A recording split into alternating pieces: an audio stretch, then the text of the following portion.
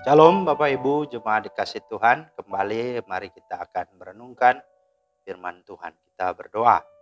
Bapa di sorga, terima kasih buat hari ini Engkau kembali mengizinkan kami lagi ada sebagaimana kami ada karena anugerah-Mu.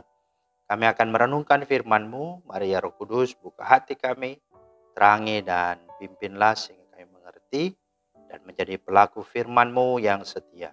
Dalam nama Tuhan Yesus. Amin. Bapak Ibu, firman Tuhan kita terambil di dalam Lukas 10 ayat 30. Jawab Yesus, adalah seorang yang turun dari Yerusalem ke Yeriko. Ia jatuh ke tangan penyamun-penyamun yang bukan saja merampoknya habis-habisan, tetapi yang juga sungguh memukulnya, dan yang sesudah itu pergi meninggalkannya setengah mati. Itulah firman Tuhan yang menjadi dasar renungan kita pada hari ini. Tema kita adalah berkat dalam hati. Berkat dalam hati. Nah saudara, yang menjadi pusat perhatian Tuhan dari hidup seseorang adalah hatinya. Ketika Samuel hendak memilih seorang raja Israel pengganti Saul, di sana Tuhan katakan bukan yang dilihat manusia yang dilihat Allah. Manusia melihat apa yang di depan mata, tetapi Tuhan melihat hati. Kemudian dalam 1 Tawarik 28 ayat 9b dikatakan Tuhan menyelidiki segala hati dan mengerti segala niat atau motivasi dan cita-citamu. Demikian pula dalam kisah ini, Tuhan Yesus hendak menegur ahli Taurat dan di dalamnya Tuhan hendak menegaskan kembali bahwa kasih dan pelayanan seseorang tidak dilihat dari status rohaninya dan status sosialnya, melainkan dari hatinya. Nah, kita tahu kisah ini tentang perumpamaan Yesus untuk menyatakan terkait dengan pertanyaan ahli Taurat tentang siapakah sesamanya manusia. Dan Tuhan memberikan sebuah perumpamaan tentang seorang yang mengalami masalah di jalan, hampir mati. Dan di sana dikatakan ada imam dan ada orang Lewi yang sesungguhnya mereka berstatus rohaniawan, hidup dalam kehidupan iman orang-orang Yahudi yang sungguh pekerjaannya adalah melayani. Tetapi apakah mereka hidup demikian?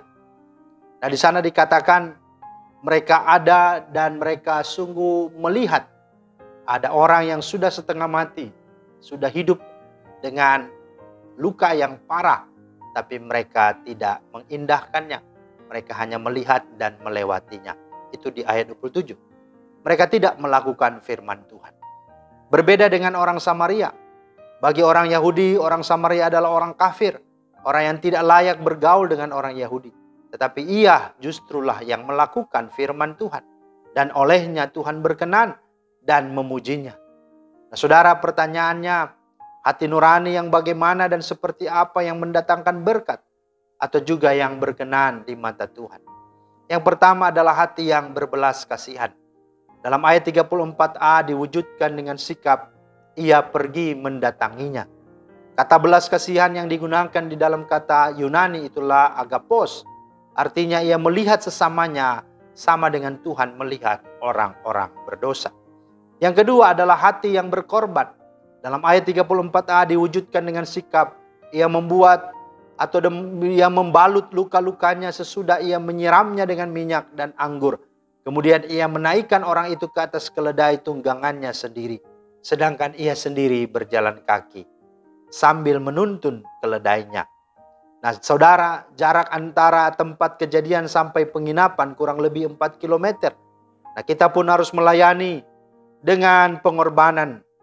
Dan itu menunjukkan betapa sungguh itulah harus kita lakukan. Karena Yesus telah berkorban bagi kita. Ia telah sama dengan manusia menjadi seorang hamba, menderita sengsara karena menanggung dosa-dosa kita dan mati, bahkan sampai mati di kayu salib.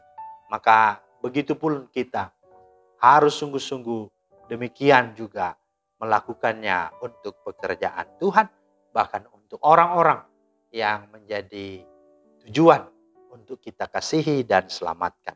Yang ketiga adalah hati yang memberi dan melayani. Dalam ayat 34b diwujudkan dengan sikap, lalu ia membawanya ke tempat penginapan dan merawatnya. Nah saudara, seorang yang memiliki hati yang diubahkan, hati yang disucikan, tidak akan sanggup meninggalkan seseorang yang masih dalam keadaan lemah dan tak berdaya.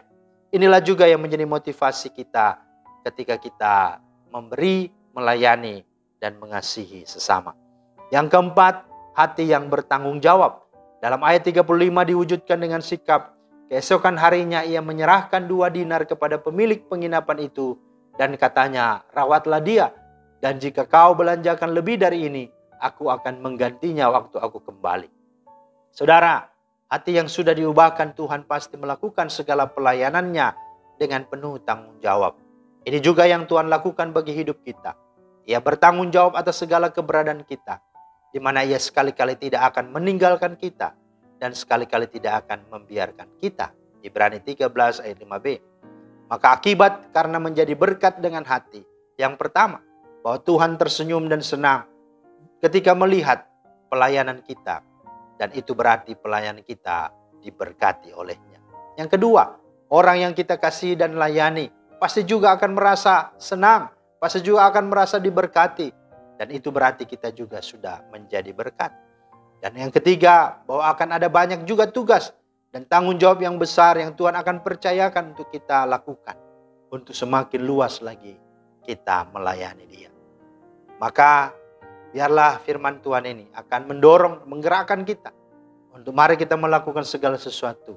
Bukan dengan formalitas, rutinitas, atau sebuah aktivitas yang itu saja. Tetapi biarlah itu semua lahir dan muncul timbul di dalam hati yang sungguh oleh di dalamnya menggerakkan kita untuk mengerjakan semuanya untuk kemuliaan bagi nama Tuhan. Sebagaimana Kolose 3:23 berkata bahwa perbuatlah segala sesuatu dengan segenap hatimu seperti untuk Tuhan dan bukan untuk manusia. Karena itu jagalah hatimu dengan segala kewaspadaan, karena dari situlah terpancar kehidupan. Amsal 4 ayat 23. Tuhan Yesus memberkati. Amin. Terima kasih Tuhan atas firman-Mu. Mohon ya Roh Kudus mampukan kami agar kami sungguh-sungguh menjaga dan memelihara hati ini. Sehingga dari hati ini sungguh kami dapat memancarkan dan melakukan apa yang sungguh berkenan kepadamu Tuhan. Demi Kristus kami berdoa. Amin. Demikianlah firman Tuhan hari ini. Selamat beraktivitas. Tuhan Yesus memberkati. Shalom.